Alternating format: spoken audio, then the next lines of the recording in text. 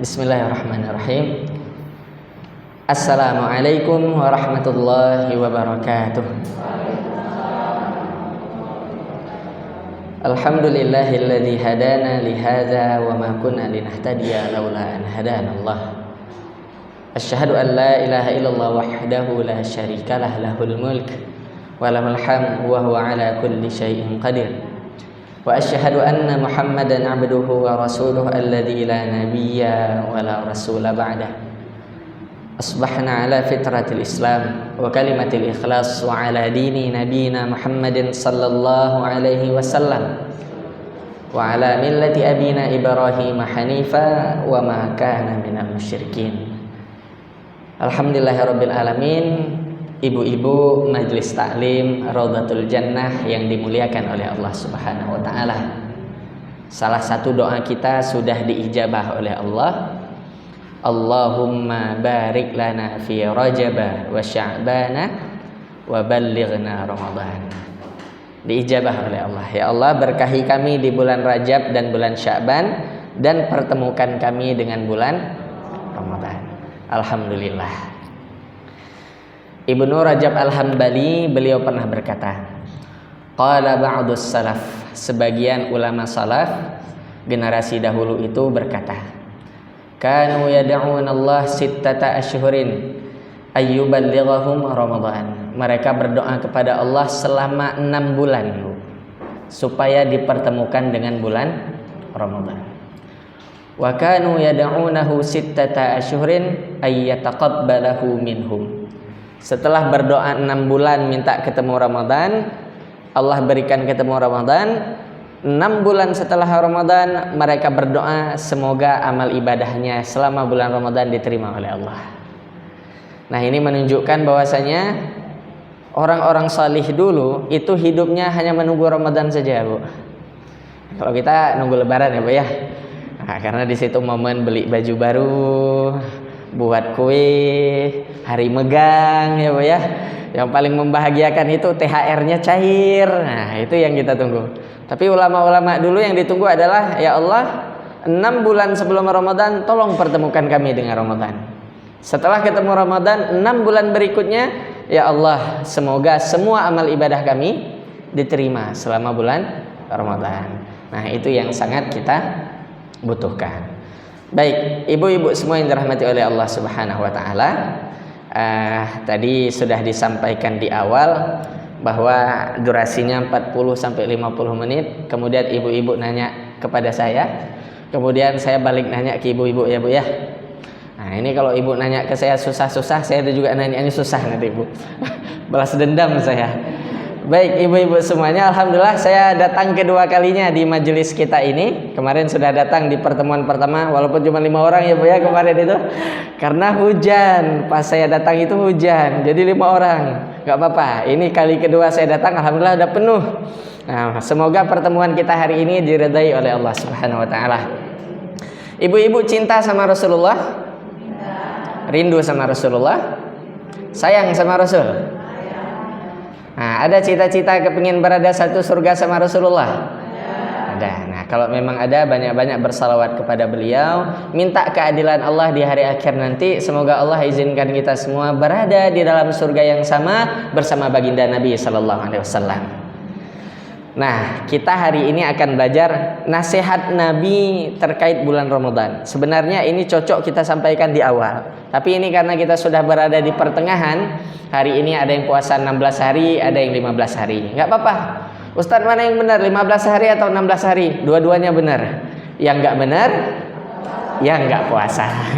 Nah, itu dia. Nah, maka ada sebuah hadis yang diriwayatkan oleh Imam Ahmad bin Hanbal. Hadisnya ini sahih. Berisi khutbah atau nasihat Nabi sallallahu alaihi wasallam tentang bulan Ramadan. Nabi berkata, qad ja'akum Ramadan. Sungguh telah datang kepada kalian bulan Ramadan. Yang pertama, syahrun mubarakun. Ramadan itu bulan penuh berkah. Kedua, iftaradallahu alaikum siyamahu. Di bulan Ramadan Allah wajibkan kita puasa. Ketiga, tuftahu fihi abwabul jannah, pintu surga dibuka. Kemudian yang keempat, wa tughlaqu fihi abwabul jahim, pintu neraka semuanya ditutup. Yang kelima, wa tughillu fihi maraddatus syayatin, yang namanya syaitan semuanya dibelenggu. Dan yang keenam, fihi lailatun khairum min alfi syahr, ada satu malam di bulan Ramadan yang lebih baik daripada 1000 bulan. Yang ketujuh ditutup, man hurima khairaha faqad hurima, semua kebaikan di bulan Ramadan tadi, barang siapa yang Allah takdirkan dia tidak dapat, maka dia tidak akan mendapatkannya. Nah, kita buka satu persatu. Pertama, Nabi mengatakan, qad ja'akum Ramadan syahrun mubarak. Ramadan itu adalah bulan penuh berkah. Apa itu berkah? Menurut Imam Ghazali, berkah itu ziyadatul khair. Kita di luar Ramadan baik, ketemu Ramadan semakin baik. Di luar Ramadan kurang baik, ketika Ramadan menjadi baik. Nah, maka tipe orang ketemu Ramadan itu beda-beda. Ada yang memang ketika di luar Ramadan maksiatnya jalan, ketika Ramadan tetap jalan juga maksiatnya. Ada yang memang di luar Ramadan gak pernah ingat sama Allah, begitu ketemu Ramadan ingat dia sama Allah. Tapi keluar Ramadan lupa lagi sama Allah. Ada yang ketiga, orang di luar Ramadan gak ingat sama Allah, ketemu Ramadan dia ingat sama Allah, dan sampai seterusnya dia ingat sama Allah. Dan yang keempat, ada orang yang memang di luar Ramadan taat sama Allah, dan ketika Ramadan semakin taat kepada Allah. Yang kedua, menurut Ibnu Qayyim, yang namanya berkah itu adalah dawamul khair, kebaikan kita bertambah. Itu tadi, semakin banyak kebaikan kita di bulan Ramadan. Jadi dari potongan matan hadis yang pertama ini, Ramadan adalah bulan penuh berkah, ibu-ibu. Yang berkah itu bulan Ramadan, kita enggak. Saya ulangi, yang berkah itu bulan Ramadan, kitanya enggak. Kapan kita dapat berkah? Sesuai dengan berapa banyak amal salih, amal ibadah yang kita kerjakan. Di situ kita baru dapat berkah. Tapi bulan Ramadannya selama 24 jam, selama 29 hari atau 30 hari semuanya berkah. Kitanya belum tentu. Ada yang memang mendapatkan keberkahan karena ngaji, ada yang mendapatkan keberkahan karena sholat tarawih dan sebagainya. Tapi kalau kita kerjakan semuanya, maka kita total mendapat keberkahan Ramadan. Kemudian, bagaimana cara mendapatkan keberkahan Ramadan? Simple. Agar ibadah kita diterima oleh Allah, satu, ikhlas untuk Allah. Nggak boleh, ibu-ibu kenapa puasa? Biar diet, Ustadz. Biar langsing, semakin disayang oleh suami. Nggak boleh itu. Harus benar-benar ikhlas untuk Allah. Yang kedua, puasanya itu sesuai dengan tuntunan Rasulullah. Nggak boleh puasa suka-suka kita. Nah, kita harus puasa sesuai dengan tuntunan Rasulullah. Dan yang ketiga, agar ibadah kita diterima oleh Allah dan penuh dengan berkah, kita mengerjakannya atas landasan butuh.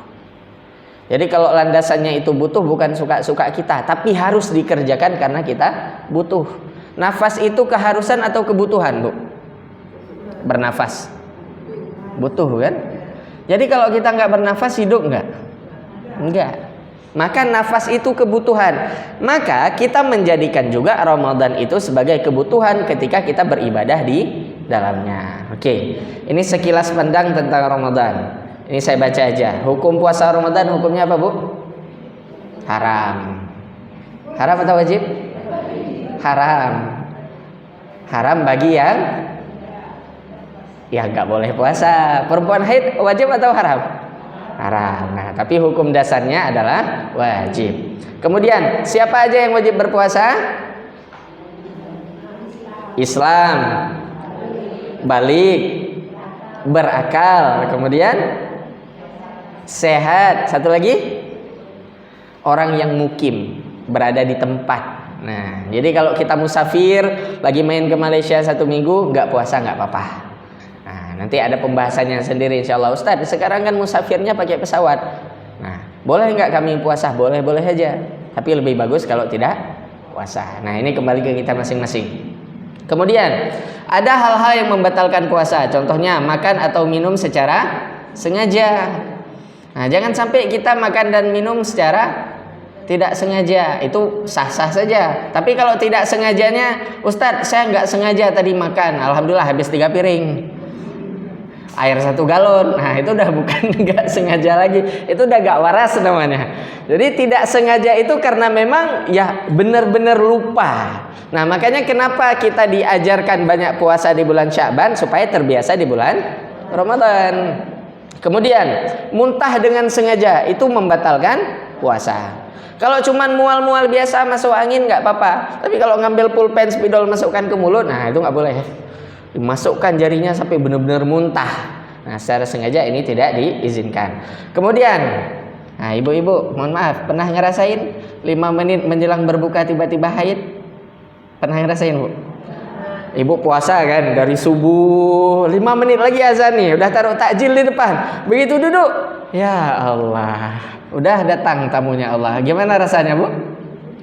Sedih ya. Nah ini keberkahan yang memang Allah berikan kepada ibu-ibu. Udah nahan dari pagi, 5 menit menjelang buka malah haid. Ya udah, maka orang yang haid batal puasanya. Walaupun masih sisa 1 menit, walaupun sisa 5 detik, tetap batal. Tinggal nunggu ditekan sirinenya itu sama petugas, tiba-tiba alah ya Allah udah datang tamunya, tetap batal. Kemudian, nah ini bagi yang laki-laki, mengeluarkan mani secara sengaja. Kemudian memasukkan bahan makanan ke dalam mulut secara sengaja. Kemudian memang niat tidak berpuasa. Dan yang terakhir yang membatalkan puasa adalah melakukan jima di siang hari. Nah kalau bagi kami yang belum nikah, mungkin iya ujian puasanya menahan lapar dan dahaga. Tapi saya lihat bagi bapak ibu yang udah nikah, justru yang paling susah ditahan adalah godaan dari pasangannya sendiri. Nah bapak-bapak lihat ibu-ibu siang hari itu udah macam lihat makanan di sore hari gitu. Nah ibu-ibu juga gitu, lihat bapak-bapak di siang hari, ya begitulah, ibu-ibu lebih paham insya Allah. Oke, ini sekilas pandangnya. Kita masuk ke redaksi yang kedua, karena waktunya kita mengejar waktu. Redaksi yang kedua, Rasul mengatakan, iftaradallahu alaikum siyamahu. Di bulan Ramadan puasa itu hukumnya wajib. Maka wajib itu dalam sudut pandang usul fikih dikerjakan berpahala, ditinggalkan berdosa. Itu dari sudut pandang usul fikih. Dari sudut pandang akidah, yang namanya perintah wajib dikerjakan itu pembuktian kita sebagai seorang muslim. Kalau tidak dikerjakan kafir. Makna kafir itu 2. Kalau kita orang Islam, kafir itu bukan murtad, tapi pembangkang terhadap syariat Allah. Tapi kalau kita bukan muslim, makna kafir itu adalah murtad. Nah, kita ambil contoh aja hadis Nabi sallallahu alaihi wasallam. Beliau mengatakan, laki-laki yang tidak sholat Jumat 3 kali berturut-turut maka harus disyahadat ulang. Nah, sekarang masalahnya puasa Ramadan setahun sekali. Kalau ada yang tidak mengerjakannya secara sengaja, itu bukan lagi syahadat ulang, lebih dari syahadat ulang. Nah, maka ini kita harus hati-hati. Dan ketika diwajibkan puasa ini, ternyata wajibnya nggak cuma atas kita saja. Maka kita tahu ayat Al-Quran itu yang berbunyi, ya ayyuhalladzina amanu kutiba alaikumusiyam kama kutiba alal ladzina min qablikum. Orang-orang sebelum kita juga ada puasa. Ini sudah sering saya sampaikan. Ini ketika saya di kampus dulu, kami ada pelajaran namanya Kristologi Islam. Belajar Injil dari sudut pandang Islam. Jadi pas mata kuliah ini kami wajib beli kitab Injil, Bu. Belinya itu di Gramedia. Pas saya beli harganya 120 di Gramedia, itu dapat bonus kalung salib, Bu. Nah, memang beli wajib itu. Jadi kami ada pelajaran Kristologi Islam ini supaya bisa membackup ketika datang misionaris ke kampung-kampung. Jadi kampus saya di Yogyakarta itu berada di kaki Gunung Merapi, tetangga Mbah Marijan. Di situ pusat kristenisasi. Maka kampus kami dibangun di sana untuk menahan gelombang kristenisasi. Maka kami diajarkan untuk belajar Injil, tapi dari sudut pandang Islam. Nah, salah satunya ternyata ayat di dalam Injil itu dikatakan ada perintah tentang puasa. Terdapat di dalam Injil, di dalam surat Yeremia pasal 36 ayat 9. Di sana dikatakan, pada tahun kelima pemerintahan Yoyakim bin Yosia, Raja Yehuda, Orang-orang telah memaklumkan puasa di hadapan Tuhan mereka pada bulan ke-9 bagi segenap warga Yerusalem dan orang-orang yang datang dari luar kota menuju Yerusalem. Bulan ke-9 bulan apa, Bu, dalam Islam? Bulan pertama apa bulan kita dalam Islam kalender Hijriah? Muharram. Kedua Ramadan. Apa? Safar. Ketiga Ramadan. Apa? Rabiul Awal, Rabiul Akhir, Jumadil Awal, Rajab, Syaban, Ramadan. Di Injil dikatakan pada bulan ke-9 dimaklumkan puasa kepada rakyat Yerusalem. Sama seperti kita. Mereka juga dimaklumkan untuk puasa. Maka hukum puasa ketika Allah mengatakan kama kutiba 'alal ladzina min qablikum, mereka ada duluan puasa, kita juga puasa. Cuman kelakuan orang Yahudi Nasrani ini kebangetan.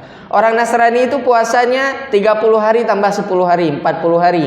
Orang Yahudi juga sama, 30 hari tambah 40 hari. Tapi sama mereka diubah syariatnya. Enggak, kami puasa setahun sehari aja.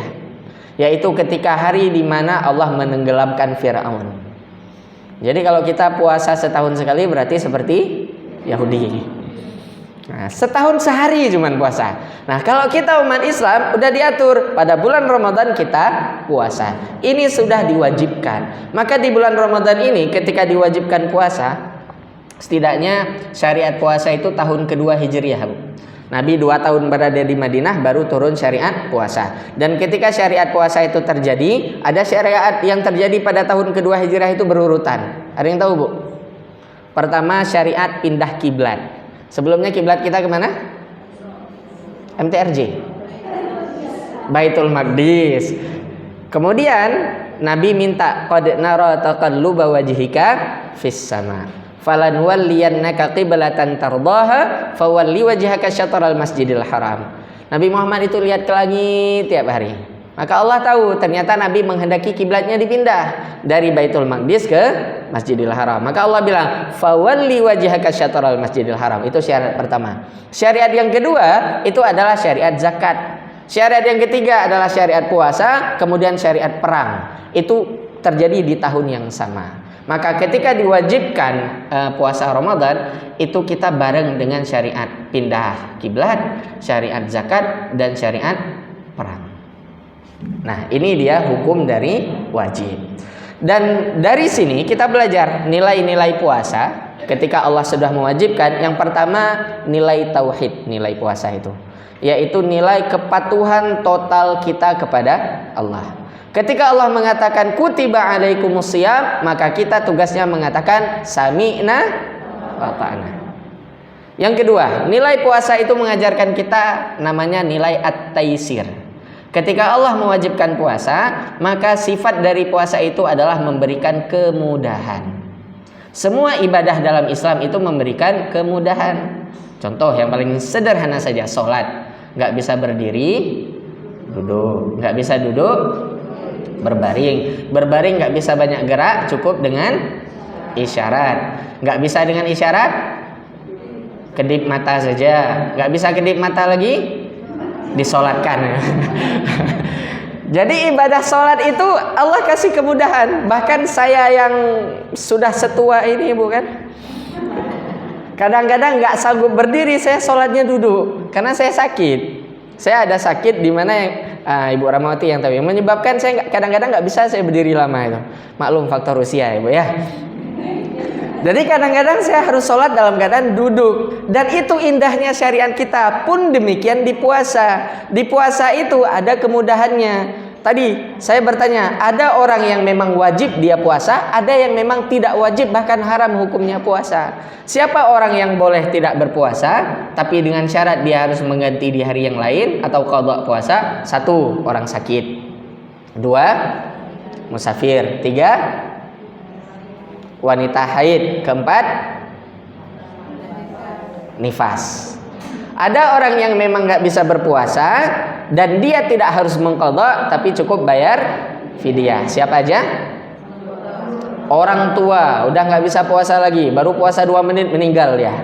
Nah, maka dia tidak boleh puasa. Haram hukumnya puasa atas dia. Yang kedua siapa? Orang sakitnya menahun, sakit parah, udah nggak bisa sembuh lagi. Yang ketiga, wanita hamil. Kayaknya wanita hamil ini luar biasa, Bu ya, kasih sayang Allah ya. Contoh nih, tahun ini ibu-ibu hamil, ya kan?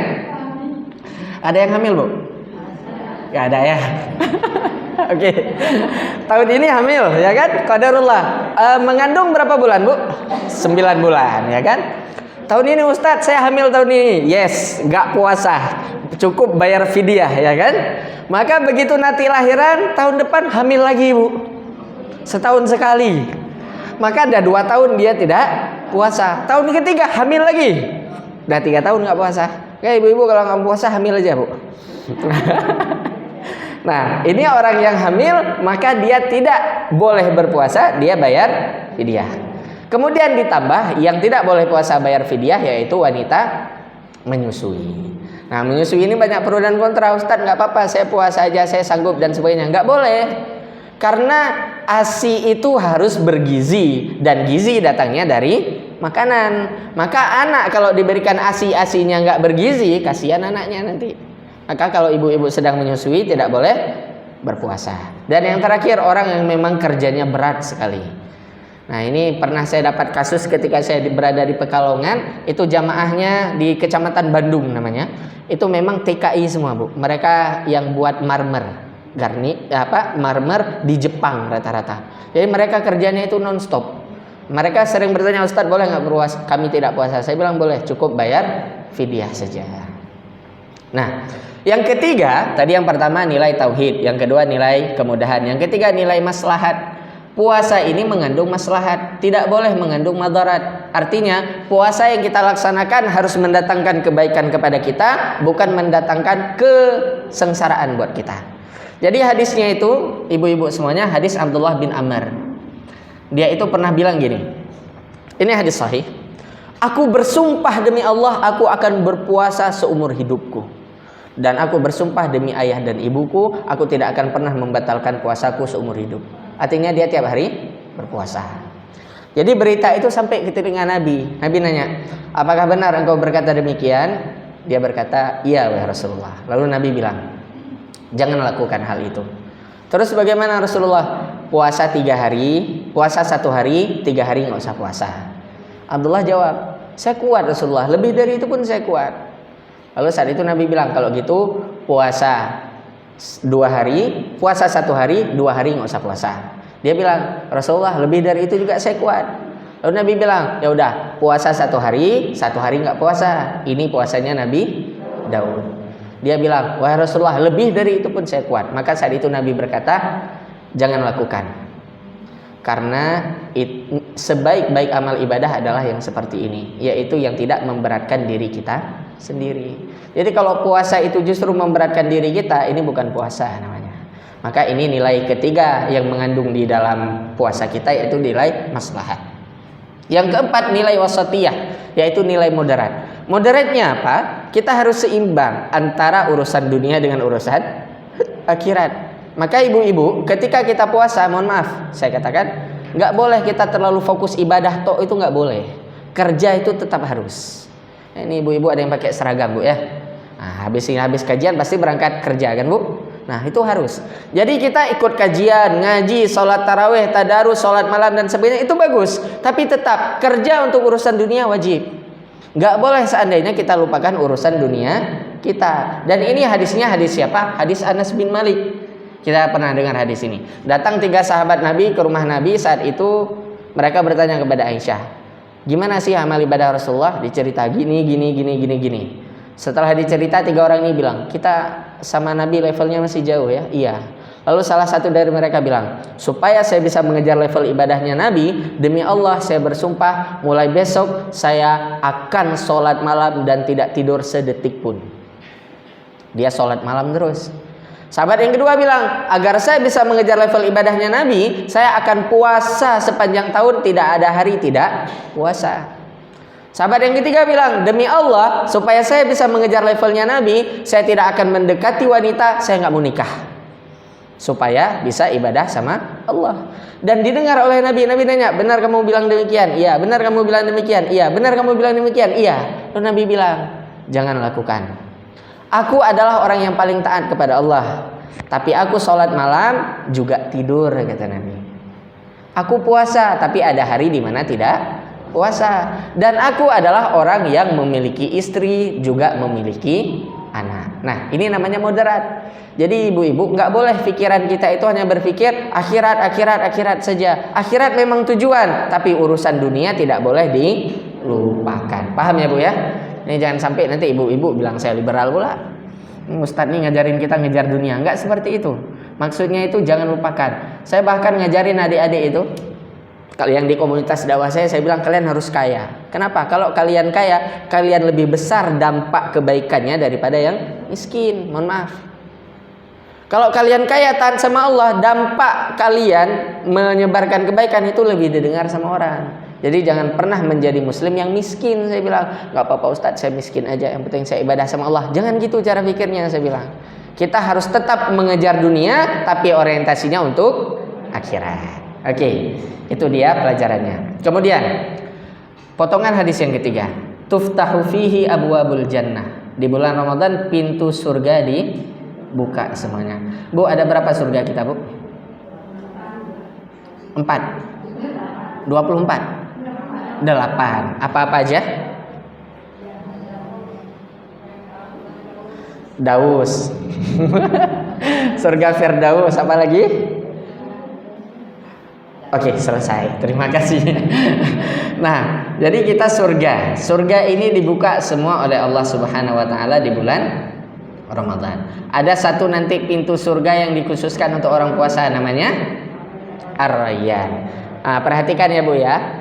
Ar-Rayyan ini bukan surga, tapi pintu surga. Bedakan antara surga dengan pintu surga. Jadi mungkin kita dapatnya surga apa gitu kan, tapi pintunya namanya Babur Rayyan. Nah, Babur Rayyan ini dalam hadis Sahal bin Sa'ad, Nabi SAW mengatakan dia tidak akan tertutup kecuali semua orang puasa udah masuk ke dalamnya.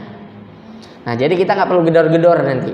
Dia akan terus terbuka sampai kita semua masuk ke dalamnya. Maka ketika Nabi mengatakan pintu surga ini dibuka, apa pelajarannya? 1, doa di bulan Ramadan itu sangat cepat sampai sama Allah. Minta apapun sama Allah boleh di bulan Ramadan ini, selama mintanya itu yang masuk akal, hal-hal yang logis. Ya Allah, berikan kemudahan hidup saya, itu logis. Begitu minta, ya Allah minta mobil, minta rumah ya Allah. Pokoknya saya maunya rumah ya Allah. Ini kalau kita bayangkan secara logika, kita aja minta rumah, ya Allah minta rumah, terus Allah kirim dari atas rumah ke atas kita, itu rumahnya nyampe, kitanya meninggal. Nah, makanya minta itu sesuatu yang baik. Kemudian yang kedua, ketika kita berdoa di bulan Ramadan ini nggak ada hijab, nggak ada pembatas. Kenapa? Karena pintu langit dibuka semua oleh Allah. Artinya saat ini ketika kita minta sama Allah itu langsung doa kita diterima oleh Allah, nggak perlu difilter lagi. Dan Allah langsung mendengar, dan Allah sangat malu ketika kita minta tidak diijabah. Itu sifat Allah. Maka Allah itu kan menjawab doa kita dengan 3 hal. 1, ya Allah saya minta ini, Allah akan mengatakan iya aku berikan. Yang kedua, ketika kita minta ya Allah saya minta ini, maka Allah berkata iya aku berikan, tapi aku lihat dulu bagaimana usahamu. Harus usaha dulu baru dikasih. Yang ketiga kita minta, ya Allah saya minta ini, maka Allah akan berkata tidak akan aku berikan apa yang kau minta, karena aku punya sesuatu yang lebih baik lagi. Nah, berikutnya, wa tughlaqu fihi abwabul jahim. Di bulan Ramadan itu pintu neraka ditutup. Maka ibu-ibu nggak usah repot-repot digedor-gedor. Ya Allah bukalah pintu neraka, ada kangen sama pintu neraka, nggak usah. Ini ditutup semua. Pintu neraka ada berapa, Bu? Alhamdulillah nggak tahu. Saya kira tahu ini. Kalau ibu lebih tahu pintu neraka gawat ini daripada pintu surga. Ada namanya neraka jahim. Sifatnya itu sangat panas. Ada neraka jahannam. Ini yang paling parah, paling mengerikan. Ada neraka ladha yang apinya menyala-nyala. Ada neraka hutamah yang dia itu menghancurkan tubuh manusia. Ada neraka sa'ir yang apinya berkobar-kobar. Ada neraka saqar yang menghanguskan. Ada neraka hawiyah Yang nerakanya dalamnya sangat-sangat jauh di dalam. Bu, saya berikan gambaran saja ya. Siksa neraka itu yang paling ringan, Bu. Itu adalah dipakaikan sendal besi yang mendidih, yang ketika dipakai otak manusia akan melepuh. Mau coba, Bu? Nah, pulang ke rumah, ambil sendal yang dari besi, dibakar, kemudian begitu dipakai, otak kita melepuh gitu. Itu siksa neraka yang paling ringan. Itu paling ringan. Beda halnya dengan surga, Bu. Nah, ini surga nih hadisnya. Hadisnya itu orang yang terakhir masuk surga itu dikatakan oleh Allah, masuklah engkau ke dalam surga. Maka dia bilang, ya Allah, sepertinya saya lihat surga itu udah penuh. Ini dalam pandangan dia, padahal surga itu nggak akan sesak. Dalam pandangan dia bilang, ya Allah, surga itu udah penuh. Maka saat itu Allah berkata kepada orang ini, bagaimana pendapatmu kalau engkau aku berikan 5 kali dunia dan seisinya? Dia berkata, ya Allah, itu lebih dari cukup. Maka Allah berfirman, baiklah, engkau aku berikan 10 kali dunia dan seisinya untuk satu orang. Itu surga, Bu. Surga level yang paling rendah, 10 kali dunia dan seisinya untuk satu orang. Surga atau neraka, Bu? Pulang kampung transit neraka dulu atau surga langsung? Nah, saya beritahu ya, Bu ya, kampung kita di mana? Surga. Ayahanda kita dari mana? Surga. Nabi Adam diciptakan di mana? Surga. Dinikahkan di mana? Di surga. Maka kalau pulang kampung, pulangnya kemana? Nah, nggak usah cari oleh-oleh dulu neraka. Transit dulu neraka. Ngapain, Bu? Cari oleh-oleh dulu. Dan satu lagi, orang yang pernah masuk ke dalam neraka, kalau masuk dalam surga ada bekas, Bu. Nah, ini kelihatan, wah ini alumni neraka ini. Kelihatan itu nanti. Maka kita kalau bisa, begitu meninggal, kuburan kita menjadi salah satu daripada taman surga. Dan begitu nanti di hari akhirat dibangkitkan oleh Allah, langsung masuk surga. Nah, itu beneran pulang kampung. Jadi kalau seandainya nggak apa-apa, ya Allah, saya transit dulu bentar beli oleh-oleh di neraka. Nah, ini sudah sangat menyakiti diri kita sendiri. Nah, maka di bulan Ramadan, pintu neraka semuanya ditutup. Berikutnya, wa tughallu fihi maradatus syayatin. Di bulan Ramadan setan itu dibelenggu. Nah, sekarang pertanyaannya, Ustaz, setan dibelenggu, tapi kenapa kok masih ada di antara kami yang suka gibah, Ustaz? Kalau udah duduk, ya Allah, nikmat benar gibah itu ya, Bu ya. Jangankan ibu-ibu, saya juga suka gibah, Bu. Asli nikmat benar. Apalagi ketika ada yang mulai, tahu enggak sih? Wah, itu langsung jiwa ingin tahunya menggebu-gebu. Apa? Ceritalah. Oh, begitu cerita 2 orang, 3 orang, satu kampung duduk semua dengar. Kalau perkara gibah. Maka kita bertanya-tanya, kenapa ketika setan atau iblis dibelenggu di bulan Ramadan kita masih maksiat? Nah, ini dijawab oleh Imam Al-Qurtubi, dikutip oleh Imam Ibnu Hajar Al-Asqalani di dalam kitab Fathul Bari. Beliau berkata, di bulan Ramadan setan memang dibelenggu, tapi kenapa orang masih melakukan maksiat? Karena 3 hal. Pertama, karena memang pribadinya yang jelek. Kalau pribadi kita jelek, Bu, setan itu nggak mau godain kita, nganggur dia. Alah, puta goda aja lebih parah daripada tanyong. Pernah dengar, Bu, seorang iblis memperkosa anaknya sendiri? Belum pernah, Seorang iblis menyakiti atau memukul ibunya sendiri, pernah? Pernah? Nah, pernah mendengar seorang iblis selingkuh dengan tetangganya? Kita dengarnya siapa itu yang ngelakuin? Manusia. Sehingga iblis itu nganggur. Wah, puta goda aja lebih parah daripada tanya. Kalau Umar bin Khattab itu lewat sebuah jalan, iblis lagi nongkrong, mereka kabur, plung pakan Umar lewat. Kalau kita yang lewat, ikau iblis kena wajah 3 tadi.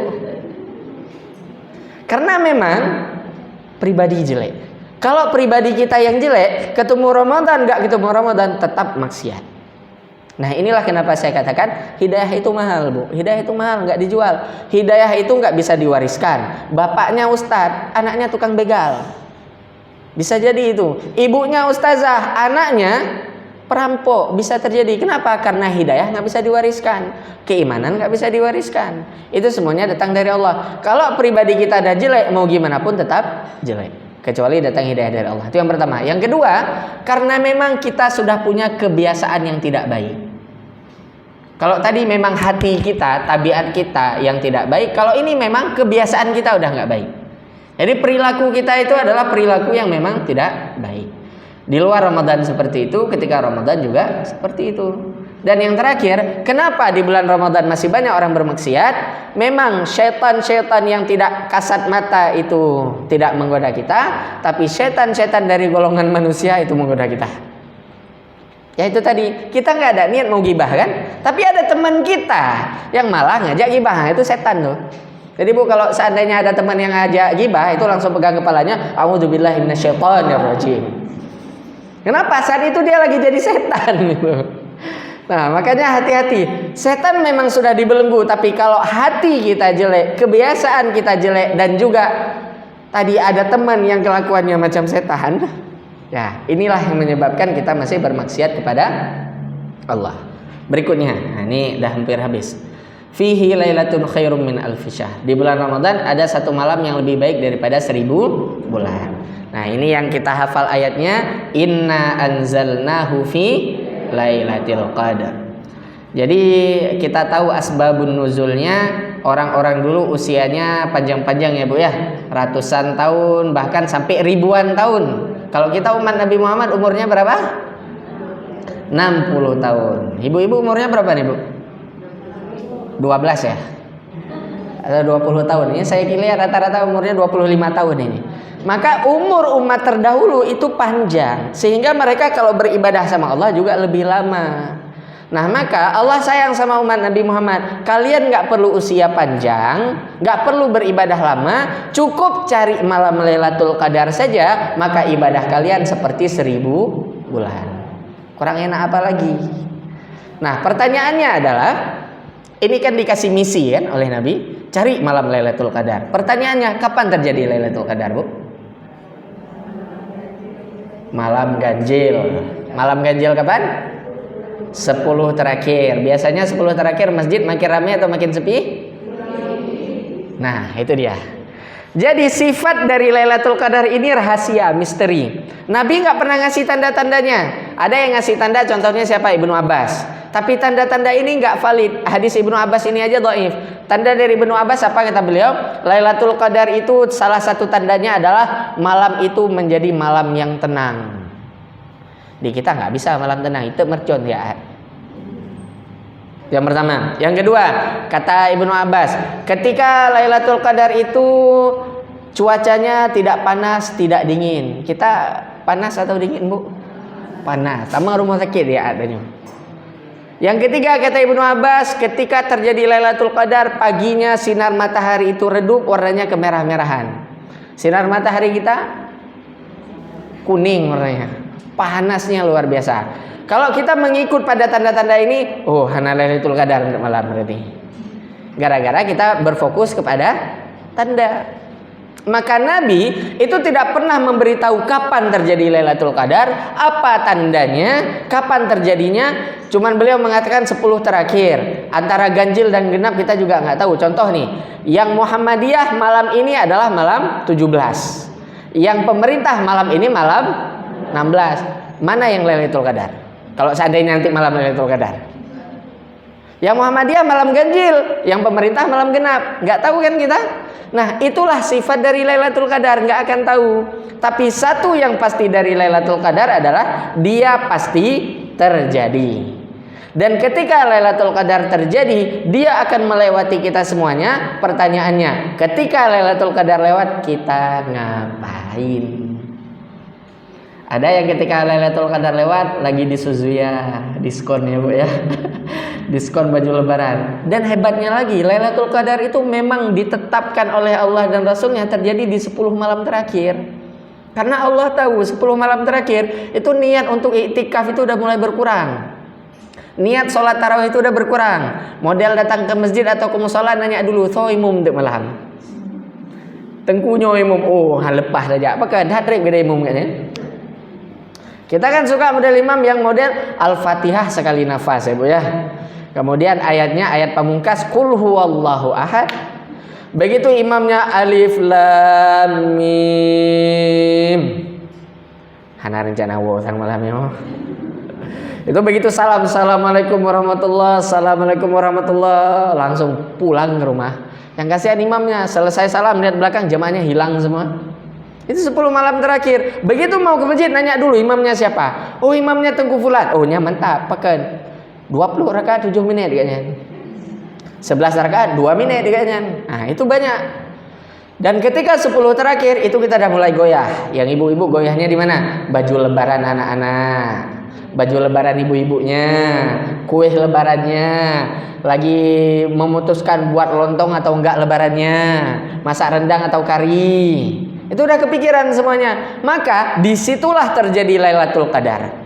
Dan Lailatul Qadar itu akan lewat di hadapan kita. Oh ibu ini lagi belanja. Oh ibu ini lagi masak. Oh ibu ini lagi ngaji. Oh ibu ini lagi doa. Maka Lailatul Qadar pasti ketemu kita semua. Itu rumusnya, Bu. Inilah kenapa di 10 malam terakhir kita benar-benar diperintahkan secara totalitas untuk full ibadah. Nah, makanya nanti ketika Lailatul Qadar lewat, Lailatul Qadar akan menyaksikan, ya Allah, hambamu sedang bersimpuh berdoa kepadamu. Dia sedang mengaji, ya Allah. Dia sedang berzikir, ya Allah. Dia sedang belajar, ya Allah. Ya Allah, hambamu tengah, ya Allah. Tengah sampai tijah ibabah, ya Allah. Ibanjara, ya Allah. Kakek lewat lagi Lailatul Qadar, ya Allah. Tengah higibah, ya Allah. Ya udah, enggak apa-apa.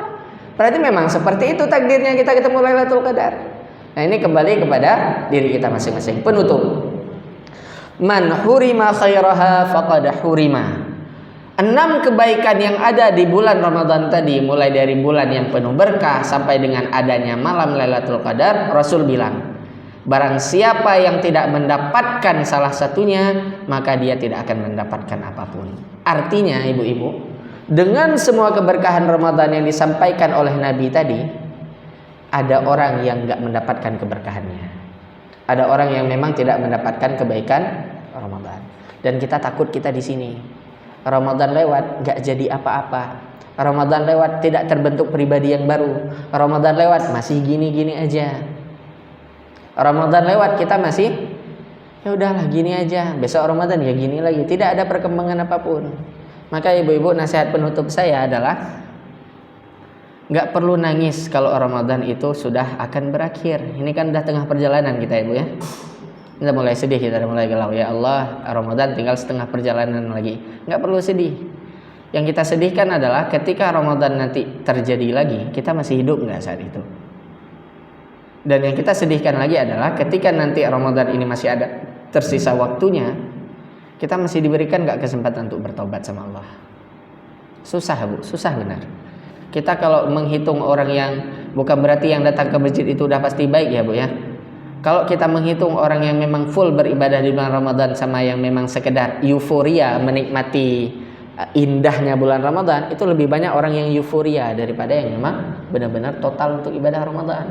Maka hati-hati, yang kita takutkan itu adalah Ramadan meninggalkan kita, kita tidak berubah menjadi lebih baik, dan yang lebih parah lagi, Ramadan tahun depan datang dan kita sudah tidak hidup lagi. Kita nggak tahu kan Bu ya.